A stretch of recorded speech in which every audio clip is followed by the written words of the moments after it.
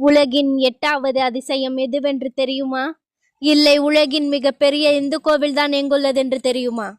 Cambodia என்ற நாட்டில் கட்டப்பட்டிருக்கும் பிரம்மாண்டத்தின் உச்சத்திற்கே பேர் போன அங்கோர் வாட் கோவில் தான் அது. இந்த கோவில 12ஆம் நூற்றாண்டைச் சேர்ந்த 2ஆம் சூரியவர்மன் மன்னரால் கட்டப்பட்டுள்ளது. ஆரம்பத்தில் இந்து மத கடவுளான விஷ்ணு கோவிலா இருந்ததாகவும், காலப்போக்கில புத்தர் கோவிலா, அதாவது பௌத்த கோவிலா மாற்றப்பட்டதற்கான சொல்லப்படுது. இந்த கோவில சுமார் 400 ஏக்கர் பரப்பளவை பயன்படுத்தி கட்டப்பட்டிருக்காங்க. அது மட்டும் இல்லாம 1992ல யுனெஸ்கோ உலக பாரம்பரிய தலமாக அறிவிக்கப்பட்டிருக்கு.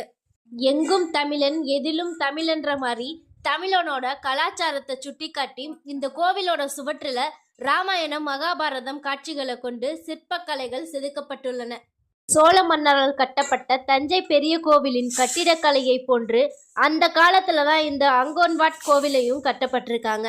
இந்த கோவில்ல 3 நிலைகளை கொண்ட பிரம்மாண்டமான கோபுரமும் அதை சுற்றி 4 சிறிய கோபுரமும் காணப்படுகிறது.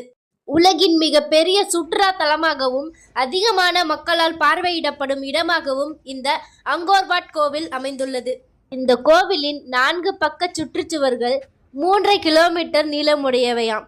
அதாவது ஸ்ரீரங்க கோவில் மாதிரி 20 கோவில்களை அடக்கலான்னு சொல்றாங்க. இந்த கோவிலை வெறும் 40 வருஷத்துல கட்டி முடிச்சிருக்காங்களாம். இந்த கோவிலை முழுசா போட்டோ எடுக்கணும்னா 1000 அடி மேல போனாதான், அதாவது வானத்துல இருந்து எடுத்தாதான் எடுக்க முடியுமா.